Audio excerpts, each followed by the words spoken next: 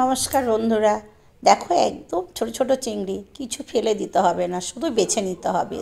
বেছে আমি ধুয়ে নিলাম, কড়াইতে সামান্য জল দিলাম, দিয়ে 1/2 চামচ হলুদ দিলাম, দিয়ে মাছটা এবার জলের মধ্যে দিয়ে দিলাম। জাস্ট মাছটা সেদ্ধ করে নেব, নুন দেব না।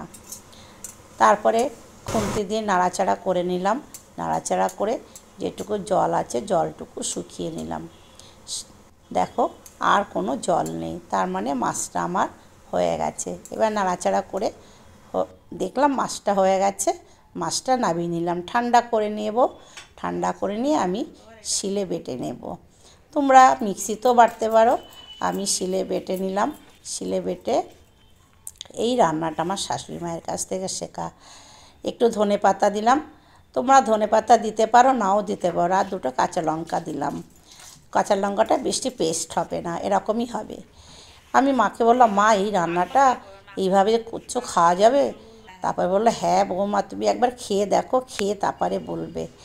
1 চামচ লবণ দিলাম, আর উপর থেকে কাঁচা সর্ষের তেল দিলাম, দিয়ে ভালো করে মাখিয়ে নিলাম। মেখে এবার তুলে নিলাম, আমার বৌমাকে দিলাম। আমার বৌমা খেয়ে বলছে, ও মা কি টেস্টি হয়েছে। এই রান্নাটি ভালো লাগে তোমরা লাইক, শেয়ার, সাবস্ক্রাইব, কমেন্ট করে দিও।